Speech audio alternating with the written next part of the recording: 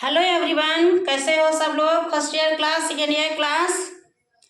तो क्लास हम आपकी बुक गद्य संकलन आज पढ़ाने जा रहे हैं, क्योंकि इसमें हम आपको पढ़ा रहे थे शरणागत।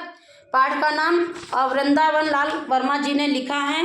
तो इसमें थोड़ा पैराग्राफ हमने पढ़ा दिया था आप सभी को। तो अब हम उसका नेक्स्ट पैराग्राफ पढ़ाने जा रहे हैं। तो सभी बच्चे अपनी बुक खोल लें और सामने खोल करके देखें, पढ़ें और समझें। तो जब दोनों पति पत्नी ठाकुर के घर पहुंचते हैं तो वो नीची जात का है रज्जल, तो प्रणाम करके ठाकुर से कहता है मुझे एक रात ठहरने के लिए स्थान दे दीजिए। तो उसके बाद अब हम आगे चैप्टर पढ़ा रहे हैं आपका पैराग्राफ। कौन लोग हो, ठाकुर ने प्रश्न किया। ठाकुर ने कहा कि कौन लोग हो आप। हूँ तो कसाई, रज्जब ने सीधा उत्तर दिया। चेहरे पर उसके बहुत गिड़गिड़ाहट थी। ठाकुर की बड़ी बड़ी आंखों में कठोरता छा गई। बोला, जनता है या किसका घर है। यहाँ तक आने की हिम्मत कैसी की तूने। क्योंकि ठाकुर थे ना, इसलिए। रज्जब ने आशा भरे स्वर में कहा, यह राजा का घर है, इसलिए शरण में आया हूँ। मतलब उन्होंने उसकी जो थोड़ी सी तारीफ कर दी।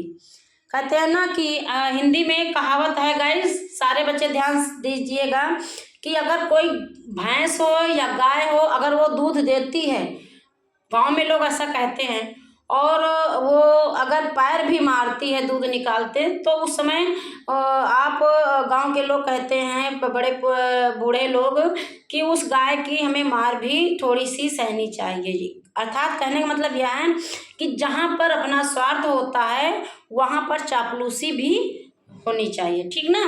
तो कहने का मतलब है ठाकुर की बड़ी बड़ी आंखों में कठोरता छा गई। अच्छा, तुरंत ठाकुर की आंखों की कठोरता गायब हो गई। जरा नरम स्वर में बोला, किसी ने तुमको बेसहारा नहीं दिया। मतलब किसी ने तुमको सहारा नहीं दिया। नहीं महाराज, रज्जब ने उत्तर दिया। बहुत कोशिश की, परंतु मेरे खोटे पैसे के कारण कोई सीधा नहीं हुआ। तो और वह दरवाजे के बाहर ही एक कोने से चिपक कर बैठ गया। पीछे उसकी पत्नी कराहती कांपती हुई गठरी सी बनकर सिमट गई। ठाकुर ने कहा, तुम अपनी चिलम लिए हो। हाँ सरकार, रज्जब ने उत्तर दिया। ठाकुर बोला, तब भीतर आ जाओ और तमाकू अपनी चिलम से पी लो।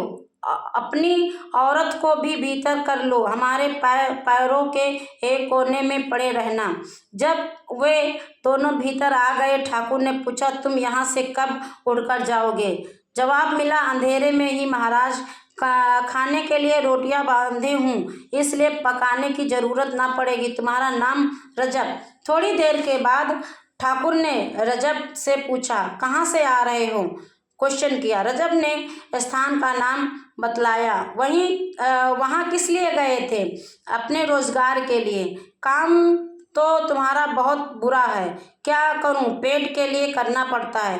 परमात्मा ने जिसके लिए जो रोजगार मुकर्रर किया है वही उसको करना पड़ता है।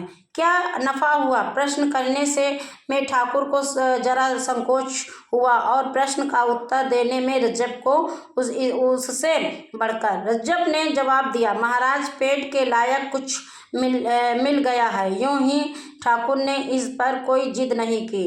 रज्जब एक क्षण बाद बोला, बड़े भोर उठकर चला जाऊंगा, तब तक घर के लोगों की तबीयत भी अच्छी हो जाएगी। इसके बाद दिन भर के थके हुए वह पति पत्नी सो गए। काफी देर बीत गए। कुछ लोगों ने एक बंधे इशारे से ठाकुर को बाहर बुलाया। एक फटी सी रजाई ओढ़े ठाकुर साहब बाहर निकल आए। आगंतुक में से एक ने धीरे से कहा, दाऊ आज तो खाली हाथ लौटे हैं, कल संध्या का शगुन बैठा है। ठाकुर ने कहा, आज जरूरत थी, खैर कल देखा जाएगा। क्या कोई उपाय किया था? हाँ, आगंतुक बोला। एक कसाई रुपये की मोट बांधे इसी ओर आया, परंतु हम लोग जरा देर में पहुंचे। वह खिसक गया। कल देखेंगे, जरा जल्दी उठकर, ठाकुर ने घृणा सूचक स्वर में कहा। कसाई का पैसा नहीं छुएंगे। क्यों? बुरी कमाई है। उसके रुपयों पर कमाई थोड़ी ही लिखी है। ऐसा आपस में बातचीत हो रही। रुपया तो दूसरों का ही है। कसाई के हाथ में अपने आने से रुपया कसाई नहीं हुआ। ऐसा आपस में बातचीत हो रही है। मेरा मन नहीं मानता, वह अशुद्ध है। हम अपनी तलवार से उसको शुद्ध कर देंगे, उसको मार देंगे, उसका पैसा ले लेंगे, शुद्ध हो जाएगा। ज्यादा बहस नहीं हुई। ठाकुर ने कुछ सोचकर अपने साथियों को बाहर ही टाल दिया, अंदर नहीं बुलाया।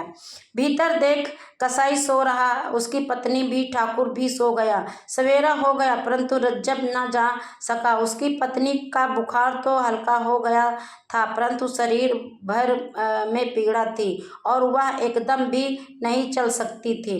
ठाकुर उसे वहीं ठहरा हुआ देखकर कुपित हो गया।